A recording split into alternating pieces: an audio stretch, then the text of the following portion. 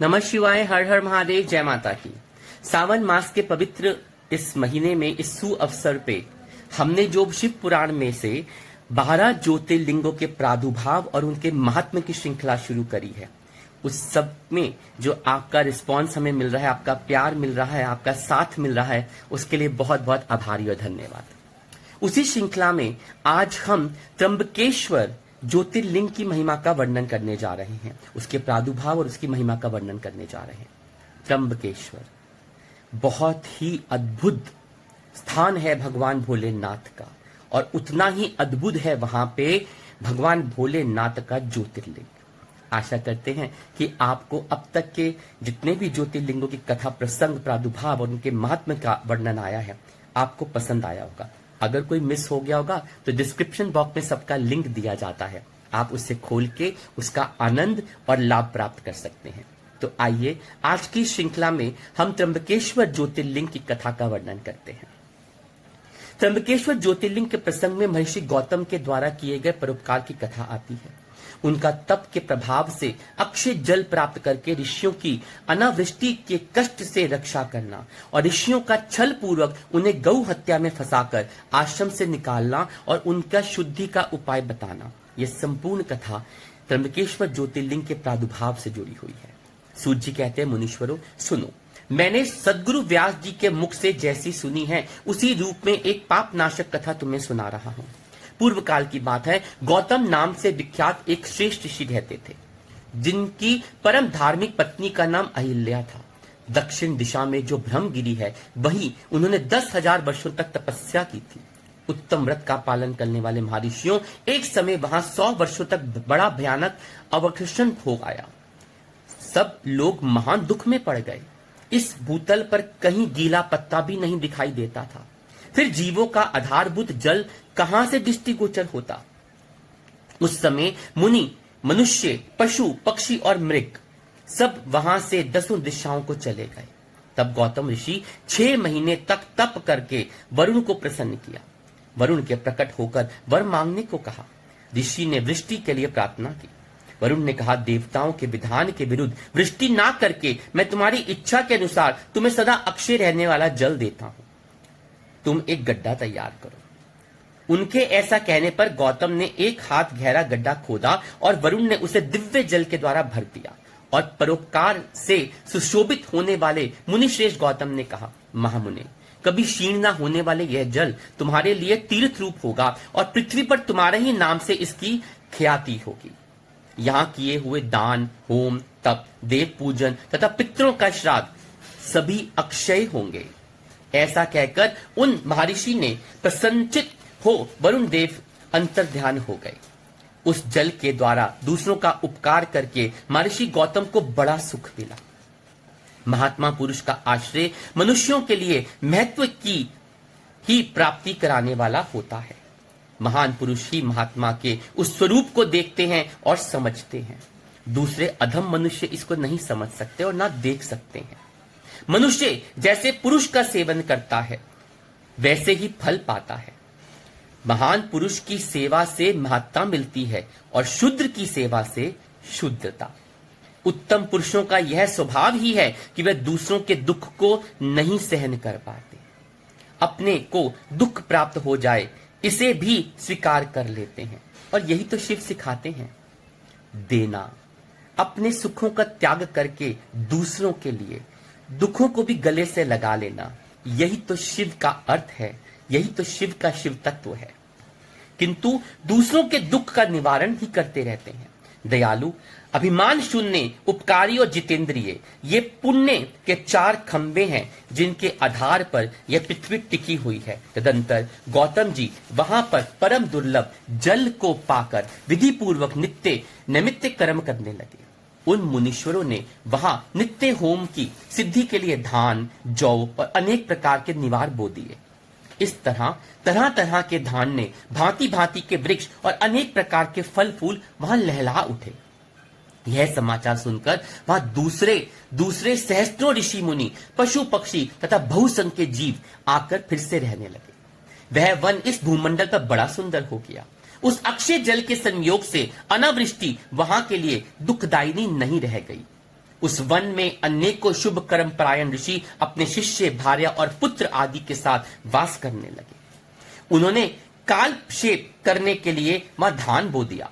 गौतम जी के प्रभाव से उस वन में सब ओर आनंद छा गया। एक बार वहां गौतम के आश्रम में जाकर बसे वो ब्राह्मण की स्त्रियों जल के प्रसंग को लेकर अहिल्या जी पर नाराज हो गई।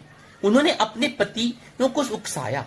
उन लोगों ने गौतम का अनिष्ट करने के लिए गणेश जी से आराधना करी। भक्त पराधीन गणेश जी ने प्रकट होकर वर मांगने के लिए कहा।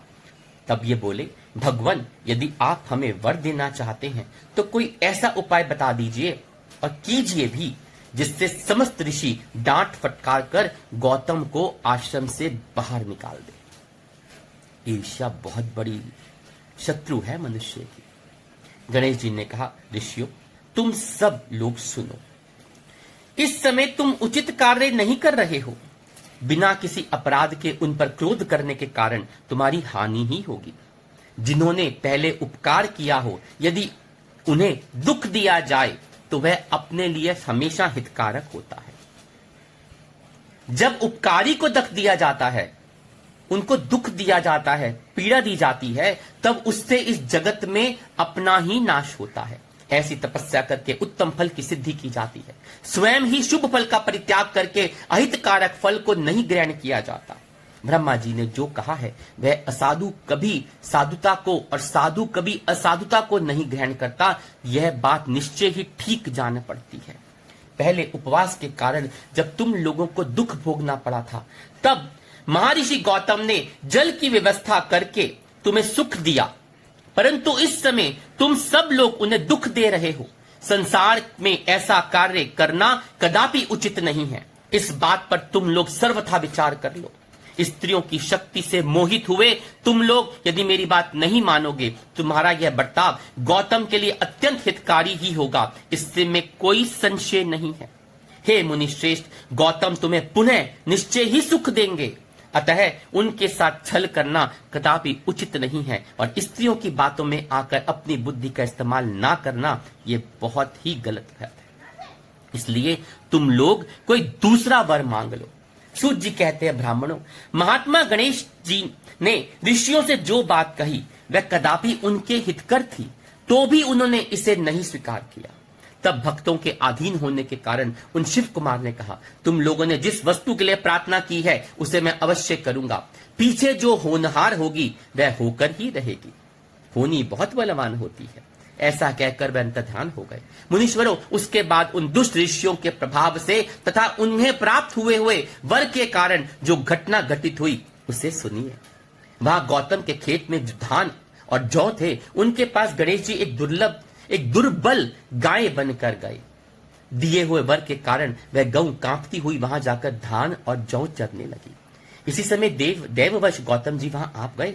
वे दयालु ठहरे, इसलिए मुट्ठी भर तिनके लेकर उन्हीं से उस गऊ को हाँकने लगे। उन तिनकों का स्पर्श होते ही वह गऊ पृथ्वी पर गिर पड़ी और ऋषि के देखते देखते क्षण भर में प्राण त्याग गई। वे दूसरे द्वेषी जो ब्राह्मण थे और उनकी दुष्टा स्त्रियां वहां छिपे सब कुछ देख रहे थे। उस गऊ के गिरते ही वे सब बोल उठे, गौतम ने यह क्या कर डाला। गौतम भी आश्चर्यचकित हो गया। अहिल्या को बुलाकर व्यथित हृदय से दुखपूर्वक बोले, देवी, यह क्या हुआ, कैसे हुआ? ये जान पड़ता है परमेश्वर मुझसे कुपित हो गए हैं। अब मैं क्या करूं, कहां जाऊं? मुझे गौ हत्या का घोर पाप लग गया है। इसी समय ब्राह्मण और उनकी पत्नियां गौतम को डांटने और दुर्वचनों द्वारा अहिल्या को पीड़ित करने लगी। उनके दुर्बुद्धि शिष्य और पुत्र भी गौतम को बारंबार फटकारने और धिक्कारने लगे। ब्राह्मण बोले, अब तुम्हें अपना मुंह नहीं दिखाना चाहिए। यहां से जाओ। गौ हत्यारे का मुंह देखने पर तत्काल वस्त्र सहित स्नान करना चाहिए। जब तक तुम इस आश्रम में रहोगे तब तक अग्निदेव और पितृ हमारे लिए दिए हुए किसी भी हव्य कव्य को ग्रहण नहीं करेंगे। इसलिए पापी गौ हत्यारे, तुम परिवार सहित यहां से अन्यत्र चले जाओ और विलंब ना करो। सूत जी कहते हैं, ऐसा कहकर उन सबने उन्हें पत्थरों से मारना आरंभ कर दिया। वे गालियां दे देकर गौतम और अहिल्या को सताने लगे। उन दुष्टों के मारने और धमकाने पर गौतम बोले, मुनियों, मैं यहां से अन्यत्र चला जाकर रहूंगा। ऐसा कहकर गौतम वहां उस स्थान से तत्काल निकल गए और उन सब की आज्ञा से 1 कोस दूर जाकर उन्होंने अपने लिए आश्रम बनाया। वहां भी जाकर उन ब्राह्मणों ने कहा, जब तक तुम्हारे ऊपर हत्या लगी है तब तक तुम कोई यज्ञ यज्ञादि कार्यक्रम नहीं करोगे और तुम्हें करना भी नहीं चाहिए। किसी ने वैदिक देव यज्ञ या पितृ यज्ञ के अनुष्ठान में तुम्हें अधिकार नहीं रह जाएगा। मुनिवर गौतम उनके कथनानुसार किसी तरह एक पक्ष बिताकर उस दुख से दुखी होकर बारंबार उन मुनियों से अपनी शुद्धि करने के लिए प्रार्थना करने लगे।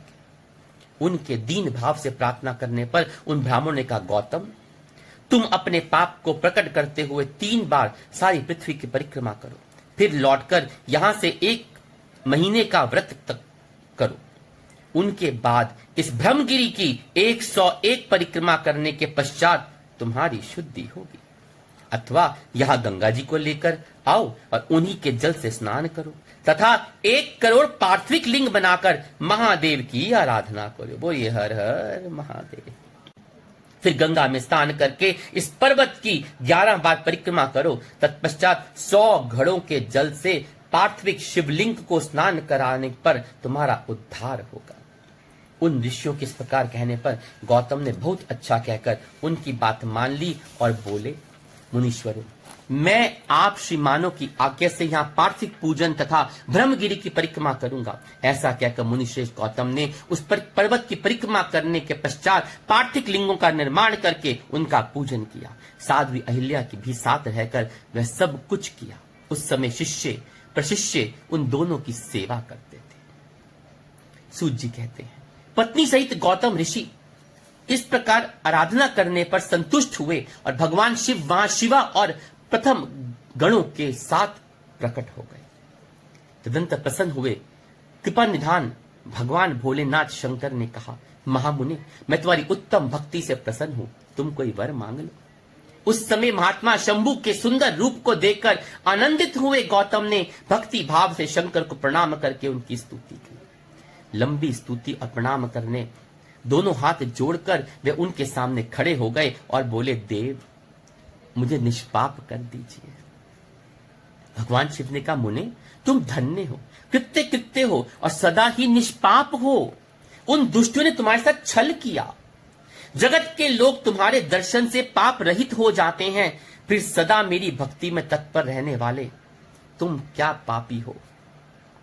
मुने, जिन दुरात्माओं ने तुम पर अत्याचार किया वे ही पापी हैं, दुराचारी हैं और हत्यारे हैं। उनके दर्शन से दूसरे लोग पापिष्ट हो जाएंगे। वे सब के सब कृतज्ञ हैं, उनका कभी उद्धार नहीं हो सकेगा। महादेव की बात सुनकर महर्षि गौतम मन ही मन बड़े विस्मित हुए। उन्होंने भक्ति पूर्वक शिव को प्रणाम करके हाथ जोड़कर पुनः इस प्रकार बोला। गौतम बोले, महेश्वर, उन ऋषियों ने तो मेरा बहुत बड़ा उपकार किया है। यदि उन्होंने यह बर्ताव ना किया होता तो मुझे आप महादेव के दर्शन कैसे होते। यह है संत महात्माओं की असली पहचान कि अपने साथ बुरा करने वालों का भी कुछ ना कुछ भला ही कर जाते हैं। धन्य है वो महर्षि जिन्होंने मेरे लिए परम कल्याणकारी कार्य किया है। उनके इस दुराचार से ही मेरा महान स्वार्थ सिद्ध हो गया, आपके दर्शन प्राप्त हो गए। गौतम जी की बात सुनकर महेश्वर बड़े प्रसन्न हुए और उन्होंने गौतम को कृपा दृष्टि से देखकर उन्हें शीघ्र ही यूं उत्तर दिया। महादेव बोले, विप्रवर, तुम धन्य हो, सभी ऋषियों में श्रेष्ठ कर हो। मैं तुम पर बहुत प्रसन्न हुआ हूं। ऐसा जानकर तुम मुझसे उत्तम वर मांगो। गौतम बोले, नाथ, आप सच कहते हैं। तथापि 5 आदमियों ने जो कह दिया या कर दिया वह अन्यथा नहीं हो सकता। अतः जो हो गया सो रहे। देवेश, यदि आप प्रसन्न हैं तो मुझे गंगा प्रदान कीजिए और ऐसा करके लोक का महान उपकार कीजिए। आपको मेरा नमस्कार है भोलेनाथ, आपको मेरा नमस्कार है। यूं कहकर गौतम ने देवेश्वर भगवान शिव के दोनों चरण बिंद पकड़ लिए और लोकहित की कामना से उन्हें नमस्कार किया। तब शंकर देव ने पृथ्वी और स्वर्ग के सारभूत जल को निकालकर, जिसे उन्होंने पहले ही रख छोड़ा था, और विवाह में ब्रह्मा जी के लिए दिए हुए जल में से जो कुछ शेष रह गया था वह सब भक्त वत्सल शंभु ने उन गौतम मुनि को दे दिया। उस समय गंगा जी का जल परम सुंदर स्त्री का रूप धारण करके वहां खड़ा हो गया। तब मुनिवर गौतम ने उन गंगा जी की स्तुति करके उन्हें नमस्कार किया। गौतम बोले, गंगे तुम धन्य हो, कृत्य कृत्य हो, तुमने संपूर्ण भुवन को पवित्र किया है, इसलिए निश्चित रूप से नरक में गिरते हुए मुझ गौतम को भी पवित्र कर दो। तदंतर शिव जी ने गंगा से कहा, देवी तुम मुनि को पवित्र करो और तुरंत वापस ना जाकर व्यवस्थ मनु के 28वें कलयुग तक यहीं रहो। गंगा ने कहा, महेश्वर यदि मेरा महात्म सब नदियों से अधिक हो तब अंबिका तथा गणों के साथ आप भी यहां रहें, तब मैं इस धरातल पर रहूंगी। गंगा जी की बात सुनकर भगवान शिव बोले, गंगे तुम धन्य हो, मेरी बात सुनो, मैं तुमसे अलग नहीं हूं, तथापि मैं तुम्हारे कथनानुसार यहां स्थित रहूंगा, तुम भी स्थित हो जाओ। अपने स्वामी परमेश्वर शिव की यह बात सुनकर गंगा ने मन ही मन प्रसन्न हो उनकी भूरी भूरी प्रशंसा की। और इस समय देवता, प्राचीन ऋषि, अनेक उत्तम तीर्थ तथा नाना प्रकार के क्षेत्र से वहां आ पहुंचे। तब उन सबने बड़े आदर से जय जयकार करते हुए गौतम, गंगा और गिरिशाई शिव का पूजन किया। तदंतर उन सब देवताओं ने मस्तक झुकाकर हाथ जोड़कर उन सब की प्रसन्नता पूर्वक स्तुति की। उस समय प्रसन्न हुई गंगा और गिरीश ने उनसे कहा, शेष देवताओं वर मांगो, तुम्हारा प्रिय करने की इच्छा से मैं वह वर तुम्हें दूंगा। देवता बोले, देवेश्वर यदि आप संतुष्ट हैं और सरिताओं में श्रेष्ठ गंगे यदि आप भी प्रसन्न हैं तो हमारा तथा मनुष्यों का प्रिय करने के लिए आप लोग कृपा पूर्वक यहीं पे निवास करें। गंगा बोली, देवताओं फिर तो आपका प्रिय करने के लिए आप लोग स्वयं ही यहां क्यों नहीं रहते? मैं तो गौतम जी के पाप का प्रक्षालन करके जैसे आई हूं वैसे लौट जाऊंगी। आपके समाज में यहां मेरी कोई विशेषता समझी जाती है? इस बात का पता कैसे लगे? यदि आप यहां मेरी विशेषता सिद्ध कर सके तो मैं अवश्य यहां रहूंगी, इसमें कोई संशय नहीं। सब देवताओं ने कहा, सरिताओं में श्रेष्ठ गंगे, सबके परम सिद्ध बृहस्पति जी जब जब सिंह राशि में स्थित होंगे तब तब हम लोग यहां आया करेंगे, इसमें कोई संशय नहीं है। 11 वर्षों तक लोगों का जो पातक यहां प्रक्षालित होगा उससे मलिन हो जाने पर हम सभी पाप राशि को धोने के लिए आदर पूर्वक तुम्हारे पास आएंगे। और तभी से हर 12 वर्ष पे जब बृहस्पति सिंह राशि में गोचर करते हैं, त्र्यंबकेश्वर में महाकुंभ का आयोजन होता है। हमारे यहां यह सर्वथा सच्ची बात कही है हमने, सरीद्वरे महादेवी, अतः तुमको और भगवान शंकर को समस्त लोकों पर अनुग्रह तथा हमारा प्रिय करने के लिए यहां निवास करना चाहिए। गुरु जब तक सिंह राशि पर रहेंगे तभी तक हम यहां निवास करेंगे। बोलो गंगा मैया की जय। यह समय, उस समय तुम्हारे जल में त्रिकाल स्नान और भगवान शंकर का दर्शन करके हम शुद्ध होंगे, फिर तुम्हारी आज्ञा लेकर अपने स्थान को लौट जाएंगे। सूर्य जी कहते हैं, इस प्रकार उन देवताओं का तथा महर्षि गौतम की प्रार्थना करने पर भगवान शंकर और सरिताओं में श्रेष्ठ गंगा दोनों वहां स्थित हो गए। वहां की गंगा गौतमी गोदावरी नाम से विख्यात हुई और भगवान शिव का ज्योतिर्मय लिंग त्र्यंबक कहलाया। यह ज्योतिर्लिंग महान पातकों का नाश करने वाला है। उसी दिन से लेकर जब जब बृहस्पति सिंह राशि में स्थित होते हैं तब तब सब तीर्थ क्षेत्र, देवता, पुष्कर आदि सरोवर, गंगा आदि नदियां तथा श्री विष्णु आदि देवगण अवश्य ही गौतमी के तट पर पधारते हैं और वहां वास करते हैं। वे सब जब तक गौतमी के किनारे रहते हैं तब तक अपने स्थान पर को उनका कोई फल नहीं होता। जब वे अपने प्रदेश में लौट जाते हैं तब वहां उनके सेवन का फल मिलता है। यह त्र्यंबक नाम से प्रसिद्ध ज्योतिर्लिंग गौतमी के तट पर स्थित है और बड़े बड़े पातकों का नाश करने वाला है। जो भक्ति भाव से इस त्र्यंबकेश्वर लिंग का दर्शन, पूजन, सत्वन और वंदन करता है वह समस्त पापों से मुक्त हो जाता है। गौतम के द्वारा पूजित त्र्यंबक नामक ज्योतिर्लिंग इस लोक में समस्त अभिशिष्टों को देने वाला और परलोक में उत्तम मोक्ष प्रदान करने वाला है। मुनीश्वरों, इस प्रकार तुमने जो कुछ पूछा वह सब मैंने कह सुनाया। अब और क्या सुनना चाहते हो मैं उसे भी तुम्हें बताऊंगा, इसमें कोई संशय नहीं है। त्र्यंबकेश्वर ज्योतिर्लिंग एक ऐसा ज्योतिर्लिंग है जहां ब्रह्मा विष्णु महेश तीनों के स्वरूप उस ज्योतिर्लिंग में विराजमान है। यहाँ पे की गई काल सर्प दोष की पूजा, पितृदोष जैसी समस्याओं से मुक्ति दिलाने के लिए पूजा बहुत प्रसिद्ध है और बहुत ही लाभकारी होती है। मृत्यु के बाद मोक्ष की प्राप्ति होती है। कुंडली में सर्प दोष हो, काल सर्प दोष हो, राहु केतु के बीच में जब सारे ग्रह आ जाते हैं उस पे बहुत कष्ट प्राप्त होता है, तो उस दोष की मुक्ति कराने का एकमात्र साधन और स्थान है त्र्यंबकेश्वर ज्योतिर्लिंग। त्र्यंबकेश्वर ज्योतिर्लिंग में पूजा करने से सभी मनोकामनाएं पूर्ण होती हैं और ग्रहों से दोष के निवारण होता है। और सबसे बड़ी बात, यहां आध्यात्मिक शांति, मन को आपके एक प्रफुल्लित और अध्यात्म प्राप्त होता है, आपके आत्मा को परम शांति प्राप्त होती है। और वहां पर जैसे बताया कि ब्रह्मा विष्णु महेश इन तीनों त्रिदेवों का वास है और इन्हीं की पूजा वहां करने पर व्यक्ति को अपने अंदर एक अद्भुत अनुभूति होती है। तो आइए, आशा करते हैं आज शिव पुराण में वर्णित इस कथा से हम सब अपने अपने स्थान पर बैठे हुए त्र्यंबकेश्वर ज्योतिर्लिंग का दर्शन मानसिक रूप से प्राप्त कर रहे हैं। आशा करते हैं आपको ये कथा, आपको ये प्रसंग और आपको हमारा ये प्रयास लाभकारी लगा होगा। पसंद आया हो तो लाइक कीजिएगा, और अगर अभी तक सब्सक्राइब नहीं किया तो बेल आइकॉन है ना, उसे दबा के सब्सक्राइब करिए और परिवार का हिस्सा बनिए। औरों के साथ भी शेयर कीजिए ताकि और लोग भी इन कथाओं का लाभ उठा सके और इस परिवार को बना सके, बढ़ा सके, ताकि हमारा ये परिवार दिन दूनी रात चौगनी की तरह बढ़ता रहे और एक कुटुंब की तरह बन जाए।